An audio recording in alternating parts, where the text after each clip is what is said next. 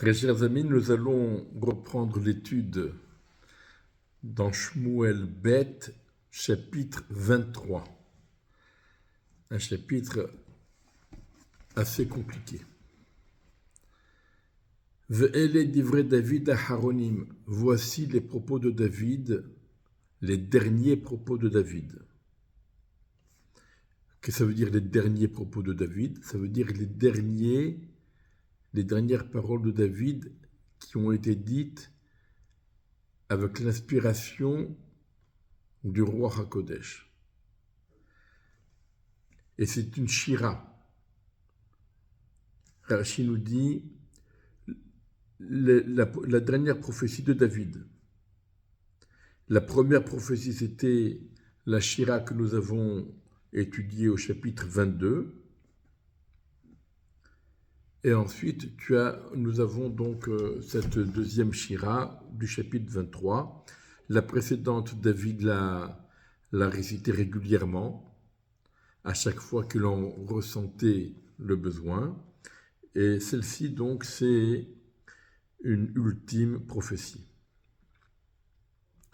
Neum David ben Yishai, parole de David, fils de Yishai, Uma Gever Hukam Al, et parole de l'homme qui a été placé au-dessus, Meshiach Elohei Yaakov, qui a été désigné et oint par le Dieu de Yaakov, Un'im Zemirot Israël, et qui est le chantre agréable d'Israël. Ça veut dire que David, il a pris plusieurs casquettes. D'abord, il est David, fils de Yishai. L'enfant, le jeune homme, le berger, David, fils de Yishai. Ensuite, nous avons Agever ou Kamal, l'homme, le personnage qui a été placé au-dessus de tout, ça veut dire David le roi. Meshiach Elohei Yaakov, celui qui a été oint, désigné par Dieu, et oint, quand bien même il n'a pas eu la royauté immédiatement, et qu'il a beaucoup souffert pendant cette première période, depuis l'onction, jusqu'à ce qu'il ait été roi, effectivement. Donc il a été poursuivi par Shaoul, ensuite le descendant de Shaoul, etc. Et enfin, Ne'im Zemirot Israël, il est le chantre agréable d'Israël, c'est-à-dire celui qui a écrit des chants, des louanges, des poèmes, des prières pour tout Israël. Tout celui qui a une quelconque ressenti pourra se trouver dans un des psaumes de David. Roi Hashem Diberbi, au Millato al-Leshoni, l'Esprit de Dieu a parlé en moi, au travers de ma personne, et son mot, son expression, ses mots, étaient sur ma langue. C'est-à-dire que David HaMelech dit, les mots des Teilim n'ont pas été choisis par lui-même, mais ils ont été inspirés par le roi HaKodesh, par la Shrina. Amar Elohei Yisrael, Li Diber Tzur Yisrael, le Dieu d'Israël a dit, le rocher d'Israël a dit à mon sujet, éventuellement Dieu aurait dit à Shmuel Hanavi, au sujet de David, quand il a fallu le désigner et le choisir et l'oindre en tant que roi. Moshel Ba'adam Tzadik, celui qui va régner sur les hommes, celui qui va régner sur Israël, il doit être tzaddik, doit être injuste.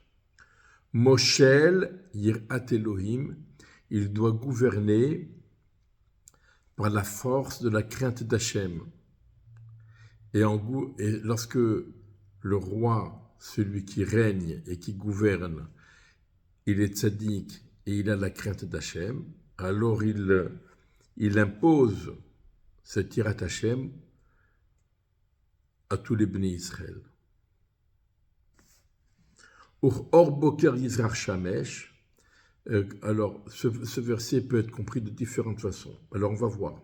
Or Boker Yizrach Shamesh, comme la lumière du matin lorsque le soleil luit, Boker lo avot, lorsqu'il s'agit d'un matin sans nuages, Minoga mimatar deshe me'eretz. Lorsque le soleil est étincelant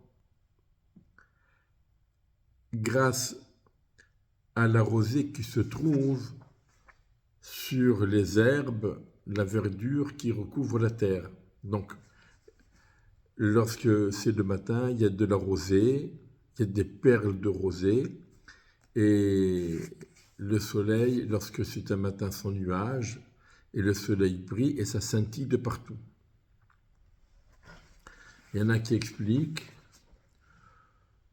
Or Boker Yizrach Shamesh, lorsque le soleil luit et illumine le matin, Boker lo avot minoga mimatar deshe me'eretz. Donc un matin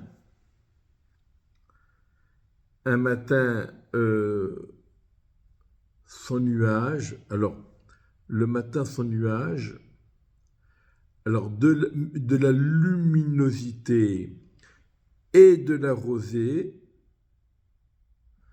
cela fait sortir, cela fait pousser l'herbe, la verdure de la terre. C'est donc la combinaison entre la rosée et la luminosité, c'est ça qui permet la pousse des plantes. Alors le passouk suivant est également compliqué à comprendre. Kilochen beti im el. Alors on l'explique comme si c'était sur le ton de l'étonnement, du questionnement. N'est-ce pas que ma maison, ça veut dire ma dynastie, ma royauté, elle n'est pas comme ça vis-à-vis de Dieu. Kiberit olam samli, car une alliance éternelle il a établie pour moi. Arucha bakol ushmura, ordonnée en tout et préservée. Ki chol yishri vechol chefetz, car tout mon salut et tous mes désirs, qui le yatzmiyach, n'est-ce pas que cela va se développer et cela va pousser. Alors qu'est-ce que ça veut dire? Ça veut dire la terre, les herbes, les plantes, elles poussent grâce à l'association soleil et rosée, mais moi, donc cela implique le soleil qui vient d'en haut, la rosée qui se trouve en bas. Donc il y a une association de deux forces, de deux paramètres. Mais moi, c'est pas ainsi vis-à-vis de Dieu, puisque Dieu m'a garanti, m'a donné une alliance éternelle et m'a garanti pour la royauté. Cela voudrait dire que même si moi ici-bas je serai défaillant, d'ailleurs David Amelech le dit dans les Tehillim à plusieurs endroits, Dieu a garanti la royauté, la dynastie à David, et même si ses descendants seraient défaillants, ils seraient punis, mais la royauté leur restera à jamais. Qui le yatzmiyar, car tout mon salut et tous mes besoins me seront garantis, ainsi que au roi qui viendra à ma place, qui me succédera. Uvliyal kekotsmunad kullaham, kilobeya dikaho. Oublial et les voyous, les pervers, les voyous. Kekot munad, c'est comme une épine que tout le monde met de côté. Kekot munad kulaham, que tout le monde met de côté et rejette. Kilobeya dikahu, car on ne peut pas les prendre avec la main. On ne prend pas des épines avec la main. On les éloigne, on les rejette. Ve'ish yiga bahem yimale barzel ve'etz hanit.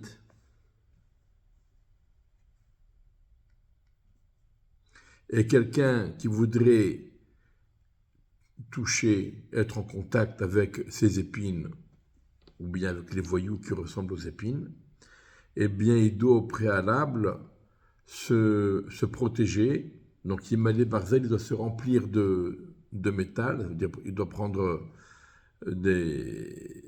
il doit protéger son corps avec un bouclier, avec une cuirasse.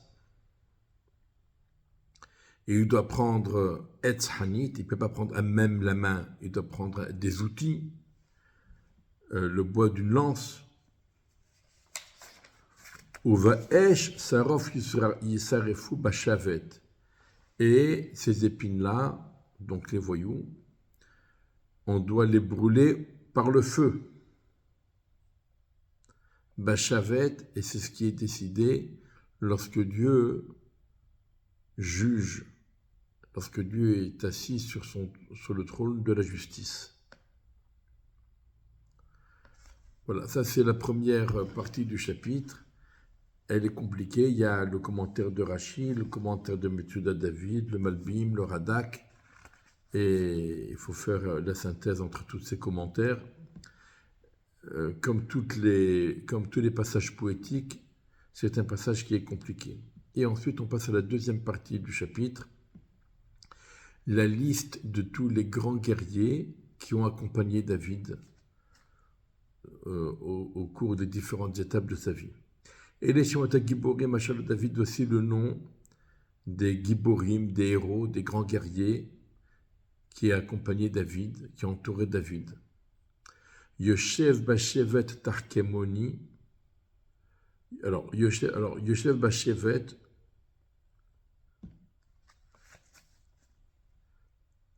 alors, il y a différentes façons de le comprendre. Alors, certains disent que tout ça, ce sont des noms propres. Yoshev Bashevet, c'est un prénom. Tarkemoni, c'est encore un surnom. Rosh Hashalishi, c'est le chef du trio. Comme en français, nous avons les 3 mousquetaires. David Amelech est accompagné par 3 héros. Et le chef de ce premier groupe de 3 héros s'appelait Yoshev Bashevet, Tarkemoni, Hu Adino Ha'etzni. Il s'agit de Adino Ha'etzni. Et quelle était sa force? Al-Shmone Me'ot Halal Bepamechad. Il a réussi à tuer 800 ennemis en une fois. Donc c'était quelqu'un d'extraordinaire. Alors il y en a qui expliquent, Rachid lui nous rapporte le commentaire, Yoshev Bashevet, il était installé dans le Sanhedrin. V'o Tarkemoni, il était une inspiration de sagesse.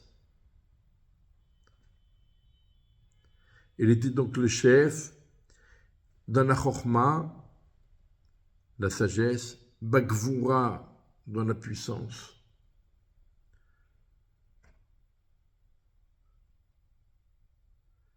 Et comme il est dit, Venavon Davar, Ve'ish Toar, quelqu'un d'intelligent, quelqu'un qui avait du charisme, Vegibor Hayil, et qui était très puissant. Adino Haetzni, quand il étudie la Torah. Korer Umkacher Atzmo Ketolat, quand il étudie la Torah, il s'enroule comme un Ketolat, comme un ver de terre.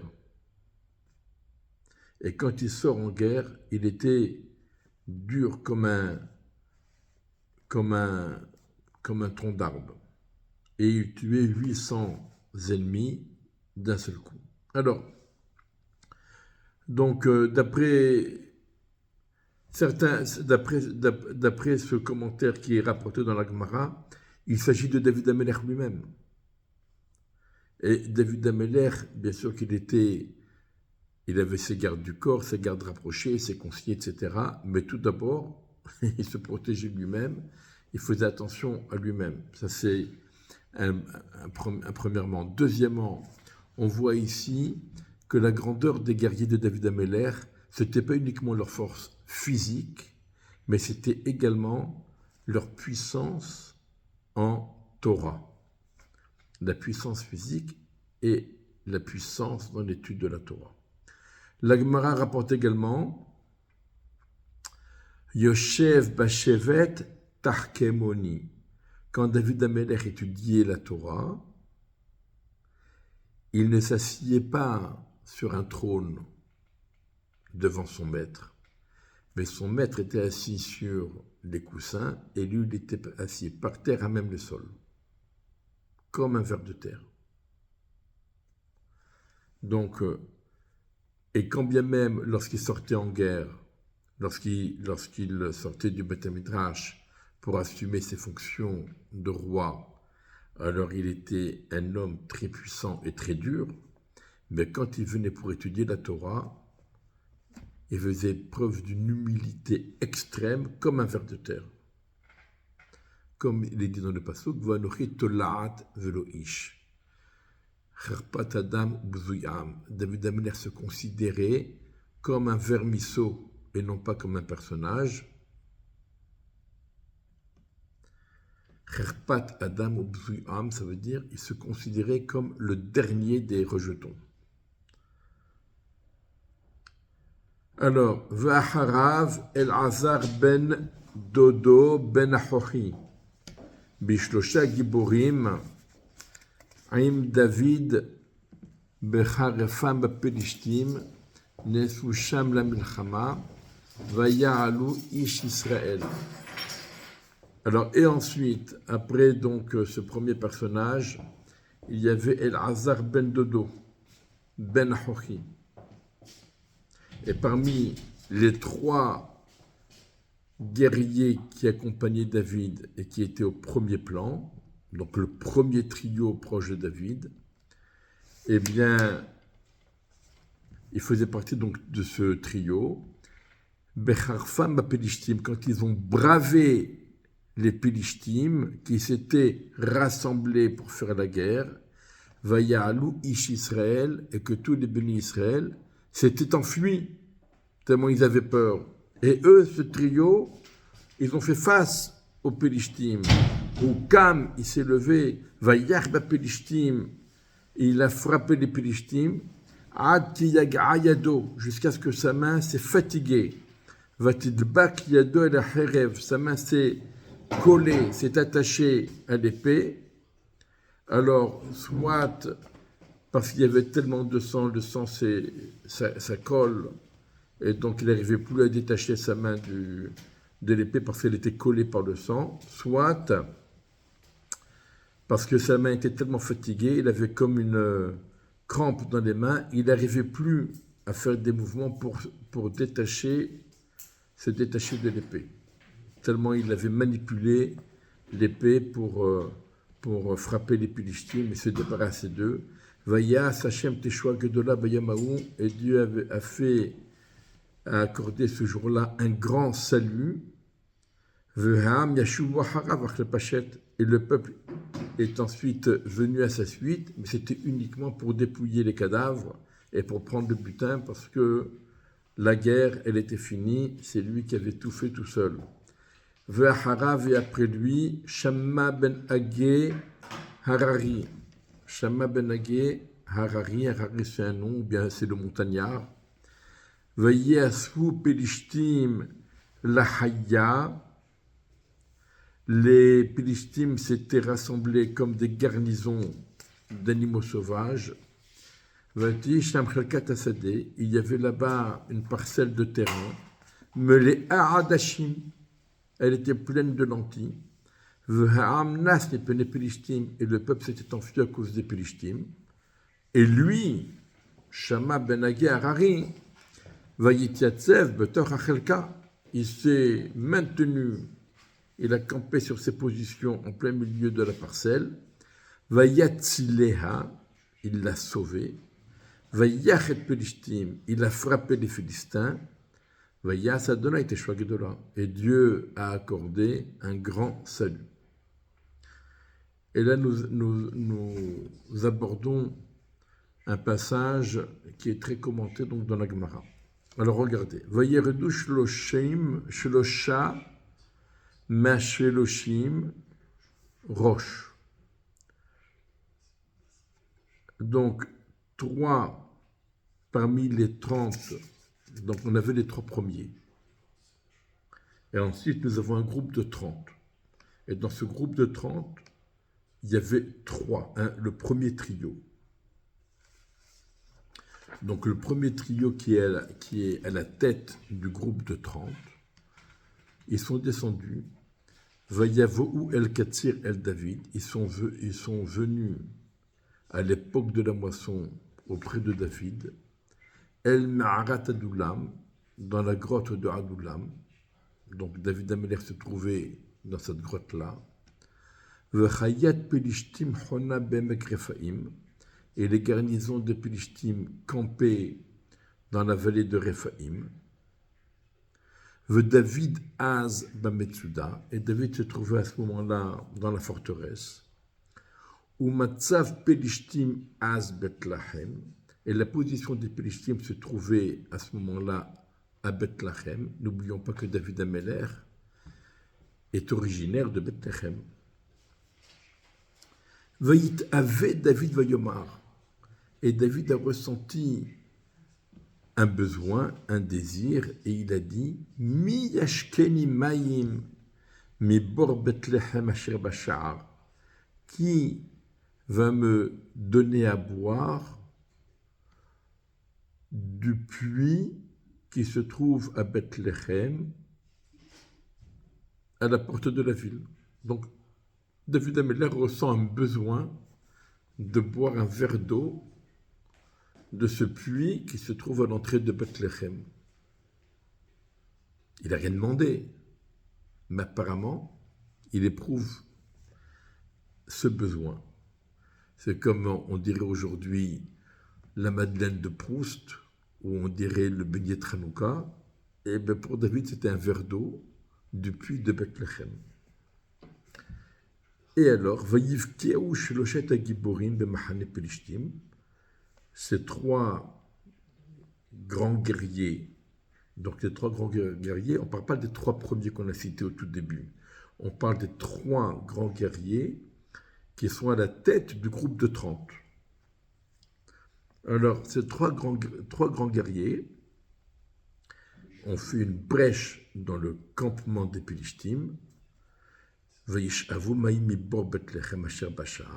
Ils ont puisé de l'eau du puits de Bethléem qui se trouve à l'entrée de la ville. Vaïs-ou, ils l'ont porté. Vaïavi ou el David, ils ont apporté à David. Velo avalishtatam, il n'a pas voulu les boire. Vaïaser otam l'Hachem, il les a versés en libation en l'honneur d'Hachem. Vaïomer, il a dit, Halilali, Hachem ma'asotizot, loin de moi, Akadosh Baruch Hu, de faire une chose pareille, de boire cette eau. Hadam ha'anashim ha'olchim benafshotam, est-ce que le sang de ces personnes qui sont parties au péril de leur vie, ça veut dire, est-ce que je vais boire, si je bois cette eau, c'est comme si je buvais le sang de ces guerriers qui ont mis leur vie en péril pour m'apporter ce verre d'eau. Velo avalishtotam, il n'a pas voulu les boire. Et les asouch toshet agiborim, voici ce qu'ont fait ces trois guerriers. Alors, ici, nous avons d'abord, qu'est-ce que ça veut dire? David, il veut boire un verre d'eau. Prends l'eau que tu as. Non, je veux l'eau du puits de là-bas. Il ne faut pas exagérer. Et ces trois guerriers, alors, si on s'en tient au sens simple, donc il veut un verre d'eau, trois guerriers, des fidèles, etc., ils ont pris des dangers, ils se sont mis en danger pour aller lui chercher de l'eau. Et puis, au moment où il lui apporte l'eau, David prend conscience comment on va pas on met pas en danger des gens parce qu'on veut un verre d'eau. Et donc il a dit non, on va prendre cette eau, on va la verser en libation en l'honneur d'Hachem. Donc on a ici une question d'éthique militaire. Même le roi David, même le roi, un chef d'armée, un chef d'état-major, ne peut pas mettre des soldats en danger pour des bêtises. Si jamais il y a une raison valable, oui. Mais s'il n'y a pas de raison valable, ce n'est pas pour un caprice qu'on met des soldats en danger. Et David Améler, il a pris conscience de cela, il a refusé de boire cette eau qu'il voulait, à laquelle il tenait. Il a dit non, ce sont des soldats qui se sont mis en danger. Pour moi, il n'est pas question que je le boive. On n'aurait pas dû faire une chose pareille. Et donc, il a versé en libation en l'honneur d'Hachem. Ça, c'est une explication. La deuxième explication, il n'y a pas d'eau ici. L'eau, c'est la Torah. Et le puits qui se trouve à l'entrée de Bethléem, c'est le Sanhédrin. Et David Améler avait une question à poser au Sanhédrin, puisque nous sommes dans un champ. Et dans ce champ, il y avait des tas de lentilles. Il y avait des lentilles, certains disent qu'il y avait de l'orge. Et les Pilishtim se cachaient dans l'orge ou dans les lentilles. Et David Améler voulait mettre le feu à cette récolte pour pouvoir démasquer les Pilishtim et les massacrer. Et la question qui se posait, est-ce qu'on a le droit de se protéger en causant un dommage à quelqu'un ou pas? Est-ce que le Pikuach Nefesh, donc sauver sa vie, est-ce que pour sauver sa vie, on a le droit de voler quelqu'un ou d'endommager son bien, ou on n'a pas le droit? Alors, évidemment, Pekuach Nefesh de Réakol, pour sauver sa vie, sauver une vie, ça repousse toutes les interdictions. Mais est-ce que j'ai le droit, je n'ai pas besoin de payer, ou bien j'ai le droit de le faire à condition que je paye? Mais il est évident que causer un dommage ou voler quelqu'un pour sauver sa vie sans intention de rembourser, ça c'est sûr que c'est interdit. Donc c'était la question que David Améler voulait poser au Sanhédrin. Et donc Vayit Av, ça veut dire qu'il avait un désir, il désirait de connaître la réponse du Sanhédrin. Et les trois Giborim sont partis au Sanhédrin poser la question et ils sont revenus donner la réponse à David Améler. Et donc David Améler a décidé finalement de ne pas brûler ce champ et donc de se débrouiller autrement. Alors,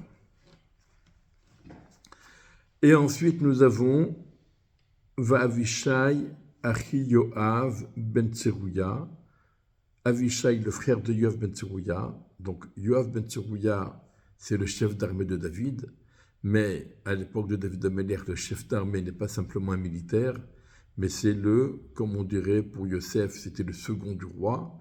Yoav ben Tserouya, c'est le second du roi. Et c'est un personnage tellement important qu'il n'est même pas mentionné dans la liste des principaux guerriers de David. Par contre, on mentionne ici Avishai, le frère de Yoav ben Tserouya. Il était le chef de ce trio, ou Rosh Hashelosha, le chef de ce deuxième trio qui est à la tête des 30. Et lui, il a lancé, il a fait vibrer sa lance sur 300 ennemis. Velo Shem Bashelosha. Il était renommé parmi ce trio. Menashelosha Chinirbad, Vayilem le Sar. Il était le plus important de ce trio et il en était le chef. Vadashelosha Loba. Par contre, il n'a pas atteint le niveau des 3 premiers qu'on a cités auparavant.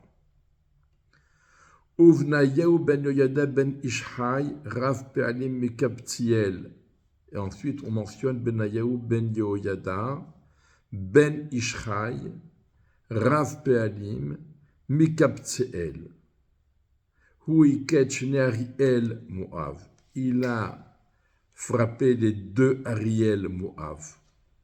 Vehu Yarad Viket Ari, Betochabor, Beyem Hashaleg. Et lui, il est descendu, il a frappé le lion qui se trouve dans le puits le jour de la neige.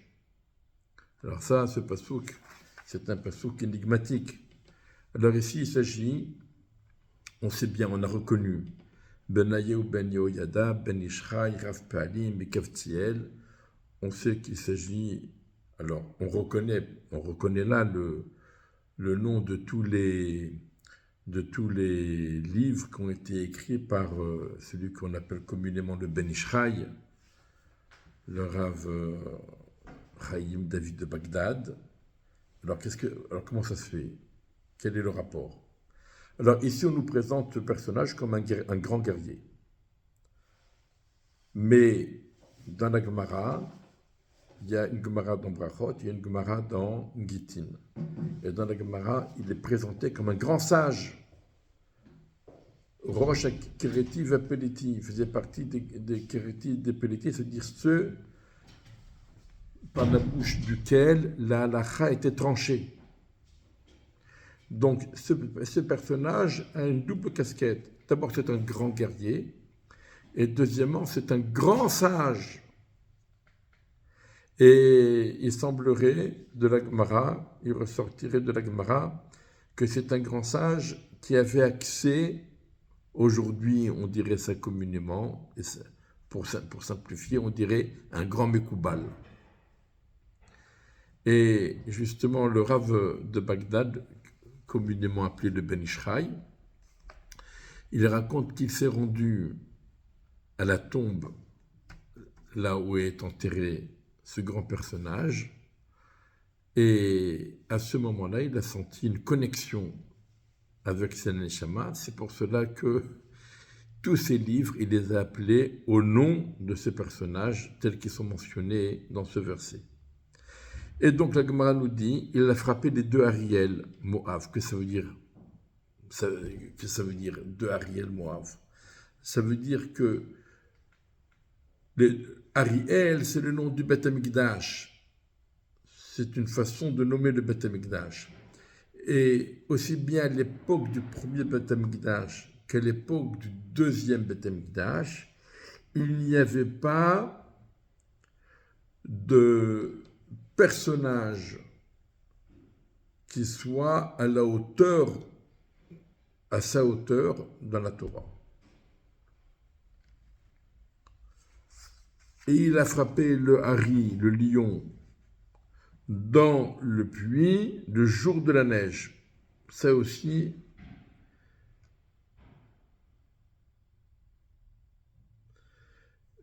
c'est difficile de comprendre qu'est-ce que David Ameller veut nous dire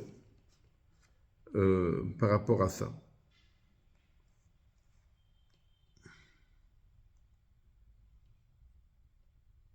Bon. Donc le Radak qui rapporte un peu tout cela.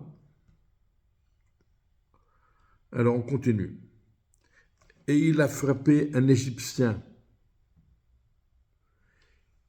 Ishmaré, un Égyptien qui était un homme qui avait un grand charisme. Ouvier d'Amitzri Khanit, et dans la main de l'Égyptien, il y avait une lance. Vayered Elav Bashavet, il est descendu vers lui avec un bâton.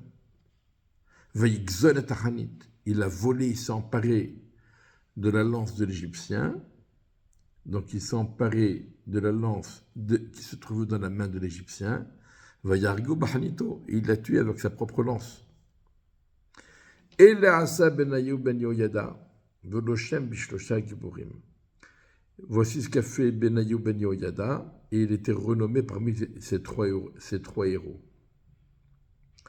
Menasheloshim Lirbad, Velashelo il était réputé, très honoré parmi le groupe de 30. Par contre, il n'a pas atteint le niveau de 3.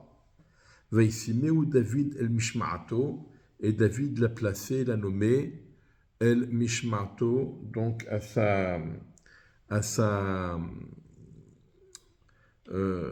en tant que conseil. Alors on verra plus tard que Benayu Ben Yoyada est devenu le chef d'armée de Shlomo Ameler. Et ensuite on nous donne toute la liste des guerriers qui ont accompagné David. Et le Pérec conclut Kol, Shloshim Beshiva, tous, en tout, il y avait 37. Alors Rachid nous dit évidemment que Yoav n'a pas été mentionné ici parce qu'il était lui-même le chef de tout cela. Voilà. Alors sur le chiffre de 37, il y a énormément de commentaires parce que c'est pas évident de trouver ici 37 personnages. En tout cas, ce que l'on voit ici, d'une part, c'est que les plus grands sages en Torah étaient également les plus grands guerriers de David Ameller, et que les plus grands guerriers de David Ameller étaient également des grands sages en Torah. Et que la grandeur de ces personnages était justement d'avoir réussi à combiner ces deux casquettes, ces deux forces. Voilà, qu'Akadosh Baruch Hu nous ouvre les yeux, nous ouvre les cœurs, et afin que l'on puisse nous aussi combiner ces deux domaines.